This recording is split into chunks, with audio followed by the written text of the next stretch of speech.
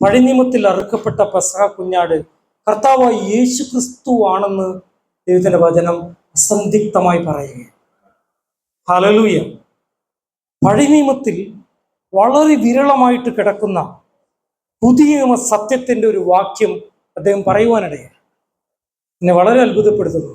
യെരമ്യാ പുസ്തകത്തിൽ നിങ്ങളുടെ ഒരു പുതിയ ഉടമ്പടി ഞാൻ സ്ഥാപിക്കുമെന്നും അത് നിങ്ങളുടെ ഹൃദയത്തിൽ തരുമെന്ന് കർത്താവ് പ്രാവചനിക അർത്ഥത്തിൽ പറഞ്ഞ വാക്യം തന്നെ അദ്ദേഹം പറയുവാനായിട്ടാണ്.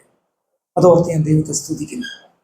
കർത്താവിന്റെ മേശയിലേക്ക് നമുക്ക് കടക്കുവാനുള്ള സമയമാണ്. ഹല്ലേലൂയ.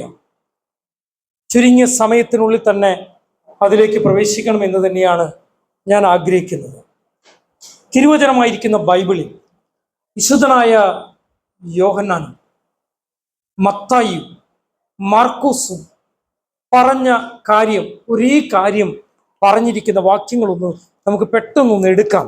ഹല്ലേലൂയ. ഒരാൾക്ക് പെട്ടെന്ന് എടുക്കാം.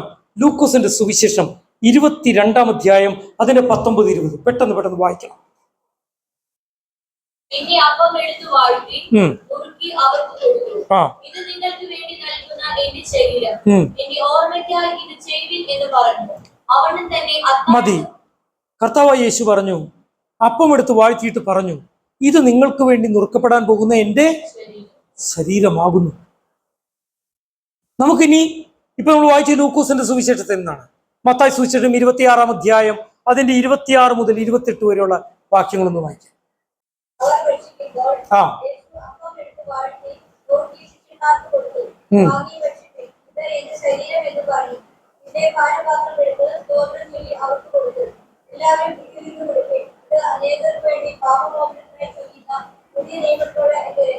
ആമേൻ. മർക്കോസിന്റെ സുവിശേഷം 14-ാം അധ്യായം 22 മുതൽ 24 വരെ വാക്യങ്ങൾ വേറൊരാൾക്ക് വായിക്കാം. അവർ ഭക്ഷിക്കുമ്പോൾ അവൻ അപ്പം എടുത്തു വാഴ്ത്തി നുറുക്കി അവർക്ക് കൊടുത്തു. വാങ്ങുവിൻ, ഇത് എന്റെ ശരീരം എന്ന് പറഞ്ഞു. ശ്രദ്ധിക്കുക. വിശുദ്ധനായ പൗലോസ് കർത്താവിന്റെ ദാസൻ നമ്മെ ഓർമ്മിപ്പിച്ച പോലെ കൊരിന്ത്യ ലേഖനം 11-ാം അധ്യായത്തിൽ ആ യോഗ്യതയോടെ സ്വീകരിക്കേണ്ടതിനെ കുറിച്ച് ഓർമ്മിപ്പിച്ചുകൊണ്ട് കർത്താവിന്റെ ദാസൻ ഓർമ്മിപ്പിച്ച ഒരു വാക്യം, ഒരു ഭാഗം അതിൽ നിന്ന് വായിക്കാം. 23 മുതൽ 25 വരെയുള്ള വാക്യം.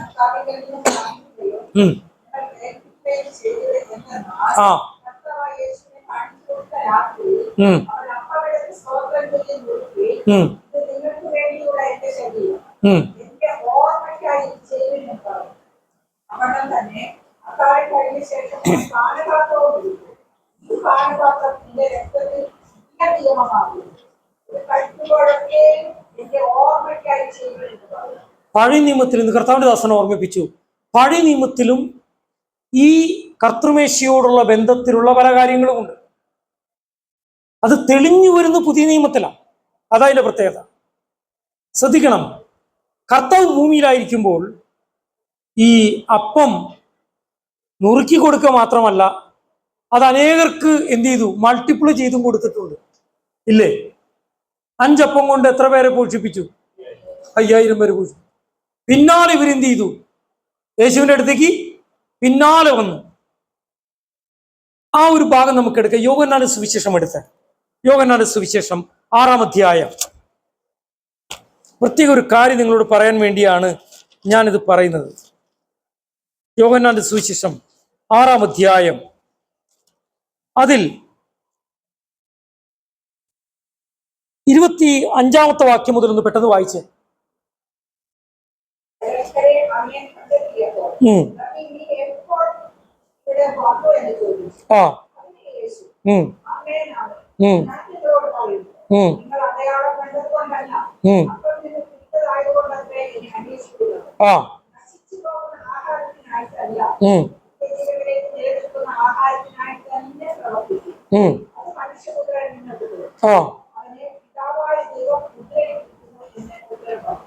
ശ്രദ്ധിക്കണമേ. ഇവർ പിന്നാലെ കൂടി, അവർക്ക് അപ്പം വേണം. അപ്പൊ കർത്താവ് അവരോട് പറയുകയാണ്, എന്ത് ചെയ്യണം?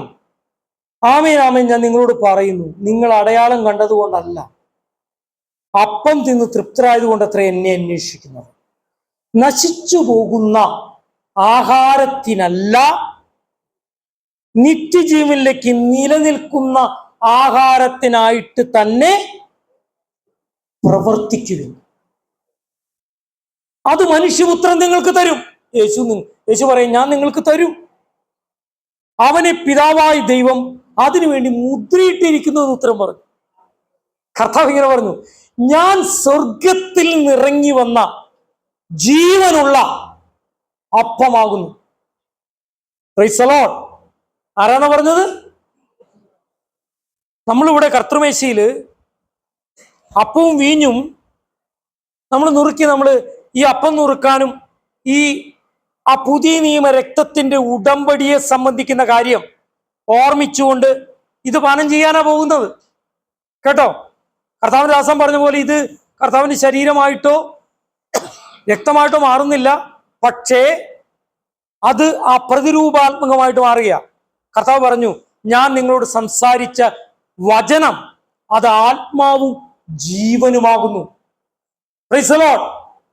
കാരണം ഇവര് തൊട്ട് താഴെ വായിക്കും അറിയാൻ പറ്റും, അവർ അവനോട്, ഇപ്പൊ ആരാ സംസാരിക്കുന്നത്? അവിടുത്തെ ജനമാ സംസാരിക്കുന്നത്. അവർ അവനോട്, ദൈവത്തിന് പ്രസാദമുള്ള പ്രവൃത്തികളെ പ്രവർത്തിക്കേണ്ടത് ഞങ്ങൾ എന്ത് ചെയ്യണമെന്ന് ചോദിച്ചു. യേശു അവരോട്, ദൈവത്തിന് പ്രസാദമുള്ള പ്രവൃത്തി അവൻ അയച്ചവനിൽ നിങ്ങൾ വിശ്വസിക്കുക എന്ന് ഉത്തരം പറഞ്ഞു. അവർ അവനോട്, ഞങ്ങൾ കണ്ട് നിന്നെ വിശ്വസിക്കേണ്ടതിന് നീ എന്ത് അടയാളം ചെയ്യുന്നു, എന്തു പ്രവർത്തിക്കുന്നു? എന്നിട്ട് അവര് തന്നെ പറയുന്ന ഒരു കാര്യം തൊട്ട് താഴെ പറയുന്നുണ്ട്. 31-ാമത്തെ വാക്യം, നമ്മുടെ പിതാക്കന്മാർ മരുഭൂമിയിൽ മന്ന തിന്നു, അവർക്ക് തിന്നുവാൻ സ്വർഗത്തിൽ നിന്ന് അപ്പം കൊടുത്തു എന്ന് എഴുതിയിരിക്കുന്നുവല്ലോ എന്ന് ഉത്തരം പറഞ്ഞു. അപ്പൊ എന്താ കർത്താവ് അവരോട് പറഞ്ഞത്? യേശു അവരോട്, ആമേൻ ആമേൻ, ഞാൻ നിങ്ങളോട് പറയുന്നു, സ്വർഗത്തിൽ നിന്നുള്ള അപ്പം മോശയല്ല നിങ്ങൾക്ക് തന്നത്, എന്റെ പിതാവത്രേ സ്വർഗത്തിൽ നിന്നുള്ള സാക്ഷാൽ അപ്പം നിങ്ങൾക്ക് തരുന്നത്. ദൈവത്തിന്റെ അപ്പമോ സ്വർഗത്തിൽ നിന്ന് ഇറങ്ങി വന്ന് ലോകത്തിന് ജീവൻ കൊടുക്കുന്നതാകുന്നു എന്ന് പറഞ്ഞു. അവർ അവനോട്, കർത്താവേ, ഈ അപ്പം എപ്പോഴും ഞങ്ങൾക്ക് തരണമേ എന്ന് പറഞ്ഞു. യേശു അവരോട് പറഞ്ഞത്, ഞാൻ ജീവന്റെ അപ്പമാകും. വലിയൊരു ആഴത്തിലേക്ക് വരുന്നത്. കർത്താവിന് മനസ്സിലായി ഇവർക്ക് വേണ്ടത് ഈ ബാലന്റെ കയ്യിൽ നിന്നുള്ള 5 അപ്പം വിഭജിച്ച് അവർക്ക് ഇഷ്ടം പോലെ അപ്പവും മീനൊക്കെ കഴിക്കണം. ഇതാണ് അവരുടെ ആഗ്രഹം. എന്ന് പറഞ്ഞാൽ നമ്മൾ ചിലരുടെയും ആഗ്രഹം ഭൗതികമായ അനുഗ്രഹമാ, രോഗസൗഖ്യമാ, അല്ലെങ്കിൽ വീടുണ്ടാവണം, അല്ലെങ്കിൽ ജോലി കിട്ടണം, നമ്മുടെ ആരോഗ്യം പുഷ്ടിപ്പെടണം. ആരോഗ്യം പുഷ്ടിപ്പെട്ടാലും വീട് പണിതാലും എന്ത് ചെയ്താലും ഒരു സമയത്ത് ഇതെല്ലാം ഉപേക്ഷിച്ച് നാം ഒരു സ്ഥലത്തേക്ക് പോകേണ്ടി വരും. അതുകൊണ്ടാണ് കർത്താവ് പറഞ്ഞത്, നിത്യജീവനിലേക്ക് പ്രവർത്തിക്കുന്ന അപ്പത്തിനായിട്ട് നിങ്ങൾ എന്ത് ചെയ്യണം? പ്രവർത്തിക്കണം എന്ന് പറഞ്ഞത്. അതുകൊണ്ട് അവര് പറഞ്ഞു, ഞങ്ങളെ 40 കൊല്ലക്കാലം ഞങ്ങളുടെ പിതാക്കന്മാര് എന്ത് ചെയ്തു? മന്ന കഴിച്ചു. എത്ര കൊല്ലക്കാലം? 40 കൊല്ലക്കാലം മന്ന കഴിച്ചു. 1-2 മന്നയാണോ കിട്ടിയത്?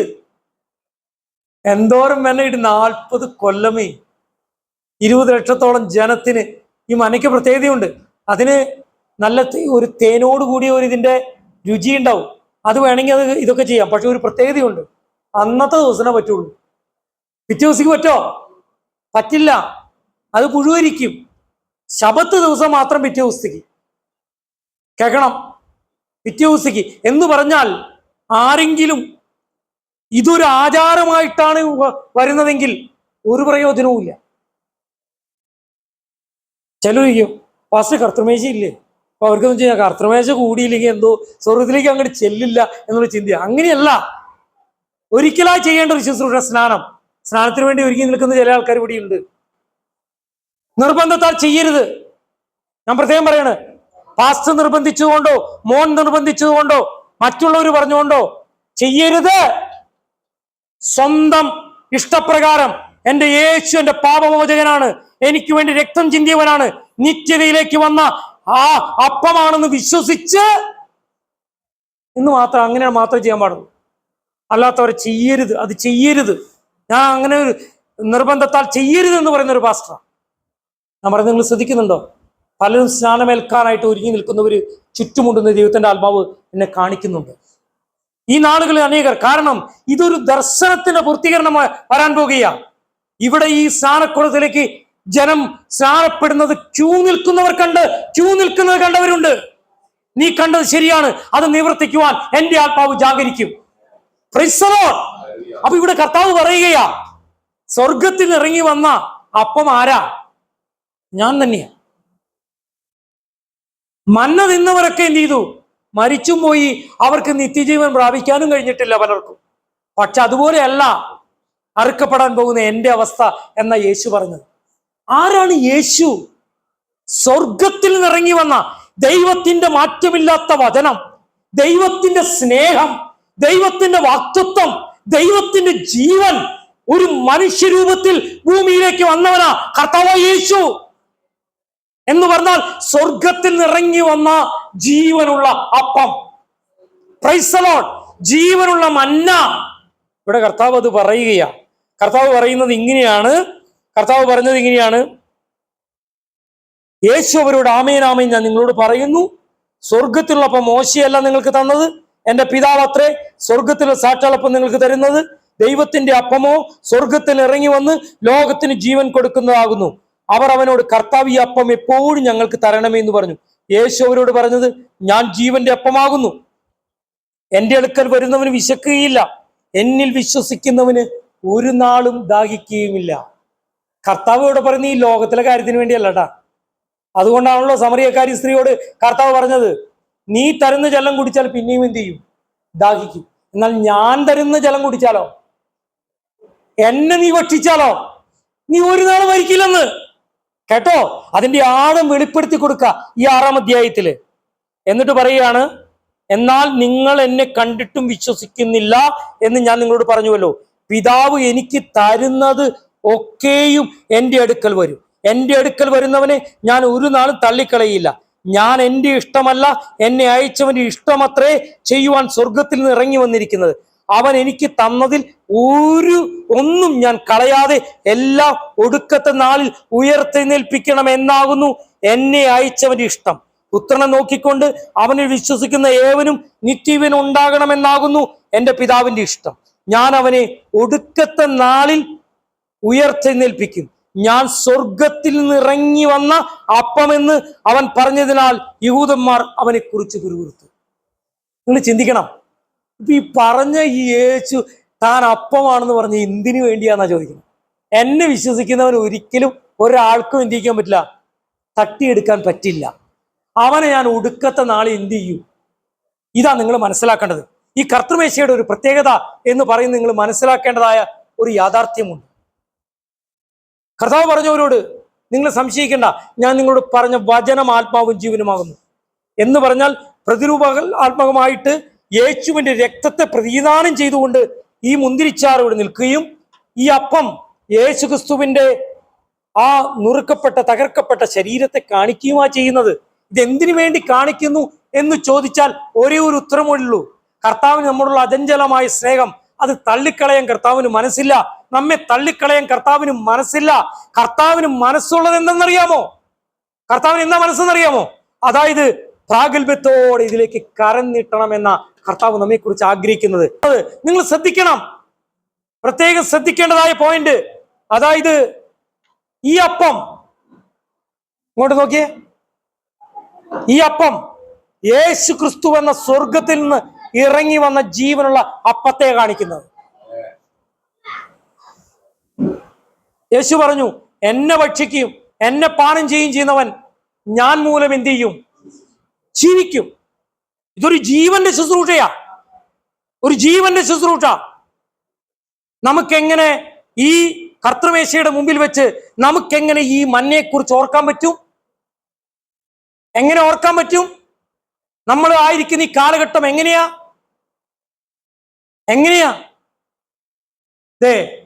എമ്പുരാൻ എന്ന് പറയുന്നൊരു സിനിമ ഇറങ്ങിയിട്ടുണ്ട്. ഞാൻ സിനിമയെക്കുറിച്ച് ഒന്നും നോക്കാറുമില്ല, ഒന്നും ചെയ്യാറുമില്ല.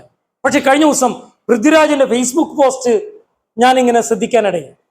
അതിലിങ്ങനെ എഴുതിയിരിക്കുക, ദൈവപുത്രൻ തന്നെ തെറ്റ് ചെയ്യുമ്പോൾ പിന്നെ എനിക്ക് പറയാനുള്ളത് ലൂസിഫറിനെ കുറിച്ചാണ്. ഓരോരുത്തരിലൂടെ സ്വാധീനം ചെയ്യപ്പെടുന്ന നിങ്ങൾ ആലോചിക്കണം. ഈ ലോകം എന്തിന്റെ സ്വാധീന വലയത്തിലാണ് നിങ്ങൾ മനസ്സിലാക്കണം. പിടികിട്ടിയോ? പൃഥ്വിരാജിന്റെ പോസ്റ്റിലുള്ളതാ. അപ്പൊ മനസ്സിലാക്കണം, ഇതൊരു സാധാരണ ഒരു സ്കീമല്ല. ജനത്തെ ദൈവത്തിൽ നിന്ന് അകറ്റിക്കളയുന്ന ഒരു സ്കീം. ഇവിടെയാണ് യേശുക്രിസ്തുവിന്റെ പ്രാധാന്യം, ഇവിടെയാണ് വാക്തത്വത്തിന്റെ പ്രാധാന്യം, ഇവിടെയാണ് കർത്തൃമേശയുടെ പ്രാധാന്യം. എന്തുകൊണ്ട് ഞാനിത് പറയുന്നു? കർത്താവ് പറഞ്ഞു, നിങ്ങളുടെ പിതാക്കന്മാർ മന്ന തിന്ന് നിങ്ങൾ മരിച്ചുപോയി, പക്ഷെ സാക്ഷാൽ സ്വർഗത്തിൽ നിന്നിറങ്ങി വന്ന ജീവനുള്ളപ്പൻ ഞാനാകുന്നു. എന്റെ ഭക്ഷിക്കുകയും എന്നെ പാനം ചെയ്യുന്നവൻ ഞാൻ മൂലം ജീവിക്കും. അതുകൊണ്ട് നിത്യതയിലേക്ക് പോകുന്ന കാര്യത്തിന് വേണ്ടി നിങ്ങൾ പ്രവർത്തിക്കുവിൻ എന്ന് കർത്താവ് പറഞ്ഞു. നമ്മളായിരിക്കുന്ന കാലഘട്ടം വളരെ പ്രശ്നമാണ്. നമ്മൾ എത്ര യോഗ്യതയോടെ ഇതിലേക്ക് കരനീട്ടാൻ വന്നിരിക്കുന്നത് എനിക്കറിയില്ല. എന്റെയും നിങ്ങളുടെയും രഹസ്യ ജീവിതം എങ്ങനെയാണെന്ന് എനിക്കറിഞ്ഞുകൂടാ. നിങ്ങൾ മൊബൈലിൽ എവിടേക്കാ പോകുന്നതെന്ന് എനിക്കറിഞ്ഞുകൂടാ. നിങ്ങൾ ഏത് റീലാ കാണുന്നതെന്ന് എനിക്കറിഞ്ഞുകൂടാ. നിങ്ങൾ എത്രത്തോളം നുണയാ പറയുന്നതെന്ന് എനിക്കറിഞ്ഞുകൂടാ. പക്ഷെ എല്ലാം അറിയുന്നൊരു ദൈവമുണ്ട്. എല്ലാം അറിയുന്നൊരു ദൈവമുണ്ട്. അതുകൊണ്ട് ഈ മഞ്ഞയെക്കുറിച്ച് പറയാൻ വെളിപ്പാട് പുസ്തകത്തിലെ കർത്താവ് വെളിപ്പാട് പുസ്തകം 22-ാം അധ്യായത്തിന്റെ അവസാന വാക്യം വായിച്ചു ഇല്ലേ? എന്നാൽ വെളിപ്പാട് പുസ്തകം 2-ാം അധ്യായത്തിന്റെ ഒരു ഭാഗം വായിക്കാൻ ഞാൻ ആഗ്രഹിക്കുക. ഒന്ന് പെട്ടെന്ന് എടുക്കാം. വെളിപ്പാട് പുസ്തകം 2-ാം അധ്യായം എടുത്ത് അതിന്റെ 12-ാമത്തെ വാക്യം മുതൽ ഒന്ന് പെട്ടെന്ന് വായിച്ച ഒരാൾ ശബ്ദം ഉയർത്തി. പെർഗമോസിലെ സഭയുടെ ദൂതന് എഴുതുക. ഒന്ന് വായിച്ചേ.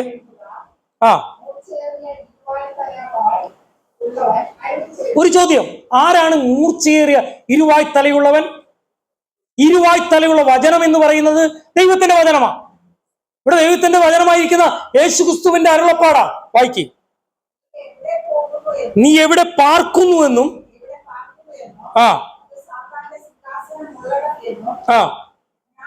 കണ്ടോ, നമ്മള് സാത്താൻ വലിയ കൊടികുത്തി വാഴുന്ന ഒരു സ്ഥലത്ത് തന്നെയാണ് നമ്മൾ പാർക്കുന്നത്. ഈ കാലഘട്ടം അങ്ങനെയൊരു കാലഘട്ടമാണ്.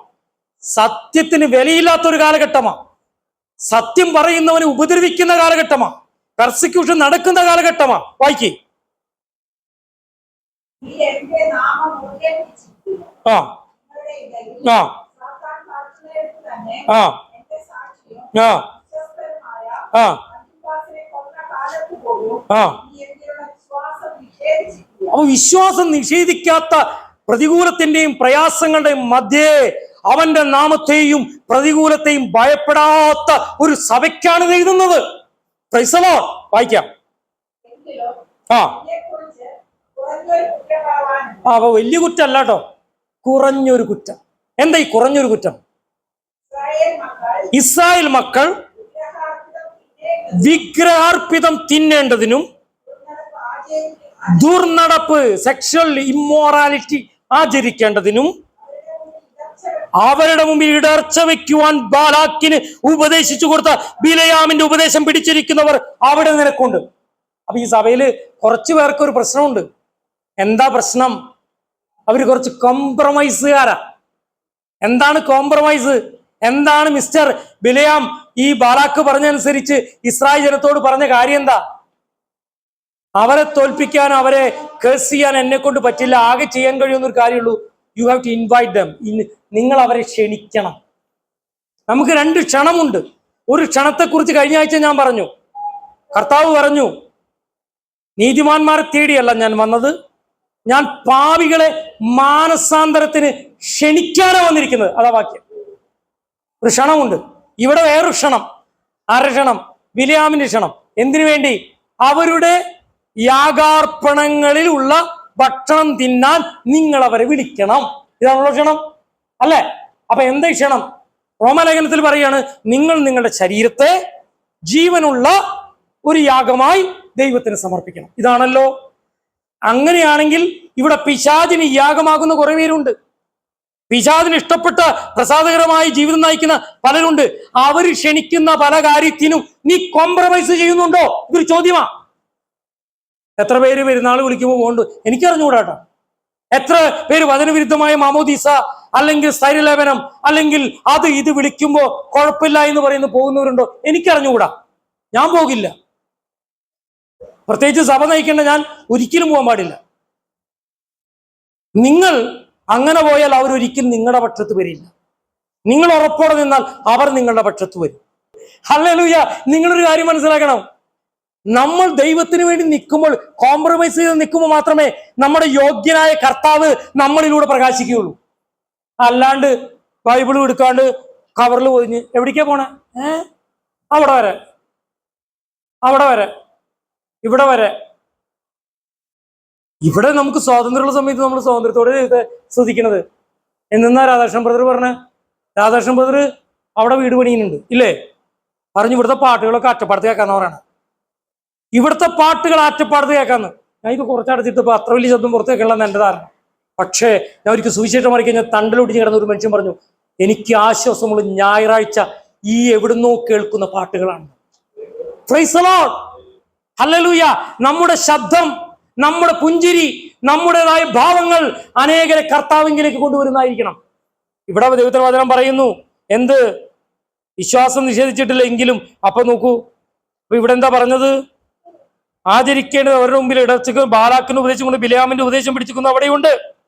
അവണ്ണം നിക്കലോവീരുടെ ഉപദേശം കൈക്കൊള്ളുന്നവർ നിനക്കുമുണ്ട്. ആര് നിക്കലോവീര്? ആര് നിക്കലോവീര്? നിങ്ങൾ കേട്ടോ? എക്യൂമെനിക്കൽ എന്ന് പറഞ്ഞ കേട്ടോ? Ecumenical, ecumenical. കത്തോലിക്കരും യാക്കോബായക്കാരും പിന്നെ എല്ലാവരും കൂടി ഒന്നിച്ചിട്ട് ഒരുമിച്ച് നിൽക്കുന്നതാണ് എക്യൂമെനിക്കൽ എന്ന് പറയുന്നത്. ദൈവം നമ്മളെ ശിക്ഷിക്കുന്നില്ല, നമ്മളെല്ലാവരും കർത്താവിനെ സൃഷ്ടിച്ചു എന്നൊക്കെ പറഞ്ഞ് കോംപ്രമൈസ് ചെയ്യുന്ന ചില ഒരു ഉപദേശം ആദ്യകാലത്തെ ഉണ്ടായിരുന്നു. ഒരിക്കലും നടക്കില്ല. അത് വിശ്വസിക്കുകയും സ്നാനമേൽക്കുകയും ചെയ്യുന്നവൻ രക്ഷിക്കപ്പെടും. Praise the Lord. 4 തുള്ളി വെള്ളം തെളിച്ചുകൊണ്ടൊന്നും സ്നാനമാവില്ല. സ്വർഗത്തിൽ പോണെങ്കിൽ പാപിയാണെന്ന് ബോധ്യം വന്ന് പാപത്തിന്റെ പരിഹാരമായിട്ട് കർത്താവിനെ വിശ്വസിച്ച് കർത്താവ് രക്ഷകനും നാഥനുമായി സ്വീകരിച്ച് കർത്താവിന്റെ കൽപ്പന പാലിച്ചാൽ മാത്രമേ സ്വർഗത്തിൽ പോകൂ. ഹല്ലേലൂയ. ഞാൻ പറഞ്ഞു വന്നത്, ആകയാൽ മാനസാന്തരപ്പെടുക, അല്ലാതിരുന്ന ഞാൻ വേഗത്തിൽ വന്ന് എന്റെ വായിലെ വാളുകൊണ്ട് അവരോട് പോരാടും. ആത്മാവ് സഭകളോട് എന്തെന്ന് പറയുന്നത് എന്തെന്ന് ചെവിയുള്ളവൻ കേൾക്കട്ടെ. അടുത്ത വാക്യം ഒന്ന് വായിച്ച്, ജയിക്കുന്നവന്. Praise the Lord. ആ വാക്യത്തിലേക്ക് കൊണ്ടുവരാനാണ് ഞാൻ പറഞ്ഞത്. നൂറ്റാണ്ടുകൾക്ക് മുമ്പ് 40 വർഷക്കാലം കൊടുത്ത മണ്ണെ കുറിച്ചല്ല ഇവിടെ പറഞ്ഞിരിക്കുന്നത്. ഇവിടെ പറഞ്ഞിരിക്കുന്നത് പ്രതികൂലത്തിന്റെ മധ്യേ, പ്രയാസത്തിന്റെ മധ്യേ, പരീക്ഷകളുടെ മധ്യേ, കോംപ്രമൈസുകളുടെ മധ്യേ കർത്താവിനെ സാക്ഷീകരിക്കുന്ന ജനത്തിനു വേണ്ടി ഞാൻ ഒരു പ്രൊവൈഡർ ആകുമെന്ന് യേശു പറയുക. Praise the Lord. ഈ കർത്തൃമേശയുടെ പ്രാധാന്യത്തെ കുറിച്ച് പറയാനാണ് ഞാനിത് പറഞ്ഞത്. നീ യോഗ്യതയോടുകൂടെ ഈ കർത്താവിന്റെ മേശയിലേക്ക് കരം നീട്ടുന്നുവെങ്കിൽ നിനക്കൊരു അഷ്വറൻസ് ഞാൻ നൽകുക. എന്താ അഷ്വറൻസ് അറിയാമോ? ഏത് പ്രതികൂലത്തിന്റെയും, ഏത് പ്രയാസത്തിന്റെയും, ഏത് പ്രതിസന്ധിയുടെയും മധ്യേ നിന്നെ സഹായിക്കുന്ന ഒരു മന്നയുണ്ട്. ആ മന്ന കർത്താവായ യേശുക്രിസ്തുവാ. Praise the Lord. ഇത് വിശ്വസിച്ചുകൊണ്ട് യോഗ്യതയോടെ ഇതിലേക്ക് കരം നീട്ടണം. ഞാൻ ഓർമ്മിപ്പിക്കുകയാണ് നിങ്ങളോട്, നമുക്ക് എങ്ങനെ ഈ വാല്യുവേഷൻ ക്യാമ്പിൽ പരീക്ഷാ പേപ്പർ കൊണ്ടുപോകുമ്പോൾ ഈ പരീക്ഷാ പേപ്പറിൽ മാർക്ക് എങ്ങനെയാണ് ഇടുന്നത് നിങ്ങൾക്കറിയാമോ? ആ മാർക്ക് ഇടുന്ന ശരിയായ ഉത്തരത്തിന്റെ ഒരു കടലാസ് വേണ്ടേ? എന്നാൽ ശരിയായ ഉത്തരത്തിന്റെ, പരിശുദ്ധിയുടെ, സ്നേഹത്തിന്റെ, വചനത്തിന്റെ തികവെന്ന് പറയുന്നത് യേശുക്രിസ്തുവാ. ഈ യേശുക്രിസ്തുവിനെ നോക്കിയിട്ട് വേണം നമ്മളെ നോക്കാൻ. ഹല്ലേലൂയ. നമ്മൾ പറഞ്ഞ വാക്ക്, നമ്മൾ ചെയ്ത പ്രവൃത്തി, നമ്മുടെ രഹസ്യമായ ഇരിപ്പ്, കിടപ്പ്, ചിന്ത പാസ്റ്റർക്കൊന്നും കാണാൻ പറ്റുന്നുണ്ടാവില്ല. ഭയങ്കരമായ കാര്യങ്ങളിലൂടെ പലരും സഞ്ചരിച്ചിട്ടുണ്ട്. എങ്ങോട്ടൊക്കെ പോകണമെന്ന് എനിക്കറിഞ്ഞുകൂടാ. കൊച്ചുകുട്ടികളെ മാത്രം കുറ്റം പറഞ്ഞിട്ടില്ല, വലിയ ആൾക്കാരും ഇത് തന്നെ ഗതി. കാരണം ചേഞ്ച് ഓരോ ദിവസം ഈ യൂട്യൂബിലും കാര്യങ്ങളും ഇങ്ങനെ മാറി മാറി കൊടുത്തുകൊണ്ടിരിക്കുക. കഴിഞ്ഞ ദിവസം എന്നോട് നമ്മുടെ ഉറങ്ങിപ്പോയി അവൾ ഉറങ്ങിപ്പോയി, സാറില്ല, നല്ലത്. അവൾ എന്നോട് പറഞ്ഞു, ജോയ്സ് ആൻറ്റി അറിയണ്ട, ഫാസ്റ്റ് ഞങ്ങൾക്കൊരു ഐസ്ക്രീം മേടിച്ചു തരുമെന്ന് ചോദിച്ചു. അപ്പോൾ എനിക്ക് അവൾ ചോദിച്ചപ്പോൾ എനിക്ക് സന്തോഷം തോന്നി. അപ്പോഴേക്ക് ഇവരെന്നെ പറഞ്ഞു, പുതിയൊരു ഐസ്ക്രീം ഉണ്ട്, അത് മേടിച്ചെന്നാൽ മതി. അതെന്താന്ന് ഞാൻ ചോദിച്ചു. അപ്പോൾ പറഞ്ഞൊരു ഐസ് കാൻഡിയാണ്, മറ്റേ ഏതാ ഇതാണ്, അത് മാംഗോ ബാറാന്ന് പറഞ്ഞു. അപ്പൊ ഞാൻ മാംഗോ ബാറൊക്കെ പലതും കഴിച്ചിട്ടുണ്ട്. മാങ്ങയുടെ ഷേപ്പുള്ള മാംഗോ ബാർ കഴിച്ചിട്ടുണ്ടെന്ന് ചോദിച്ചു. ഞാൻ പറഞ്ഞു അധികം കഴിച്ചിട്ടില്ല. അങ്ങനെ ഉടനെ തന്നെ പിള്ളേരെ വിട്ട് ഈ മേക്കർ എന്ന് പറയുന്ന സ്ഥലത്ത് നിന്ന് ഈ സാധനം വാങ്ങിച്ചുകൊണ്ട് ഞാൻ അത്ഭുതപ്പെട്ടു പോയി. ശരിക്കൊരു പഴുത്ത മാങ്ങയുടെ രുചിയും മാങ്ങയുടെ ഷേപ്പും. ഞാൻ അതിനെക്കുറിച്ച് പറയാനല്ല, ഇന്ന് ഏതെല്ലാം തരത്തില് പാപം മനുഷ്യന് പ്രത്യേകമായിട്ട് മടുക്കുന്ന, കുറെ പാപം ചെയ്ത് മടുക്കുമ്പോൾ പുതിയ തരത്തിലുള്ള പാപമായിട്ടാ പിശാച് വരുന്നത്.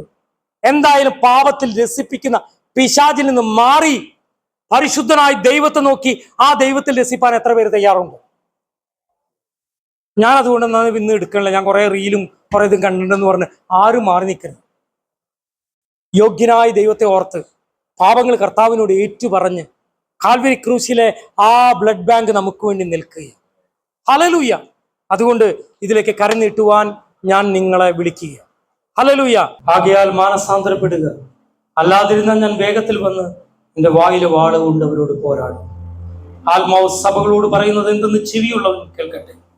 ജയിക്കുന്നവന് ഞാൻ മറഞ്ഞിരിക്കുന്ന മഞ്ഞ കൊടുക്കും. പാപത്തെ സ്നേഹിപ്പാ ഞാനിനി പോകില്ല. പാപത്തെ സ്നേഹിപ്പാ ഞാനിനി പോകില്ല. ദൈവത്തിൻ കൈകളാ ജീവിക്കും. ദൈവത്തിൻ പൈതലാ ജീവിക്കും. ക്രൂശിന്മേൽ കാണുന്ന ക്രൂശിന്മേൽ കാണുന്ന പ്രാണനാഥൻ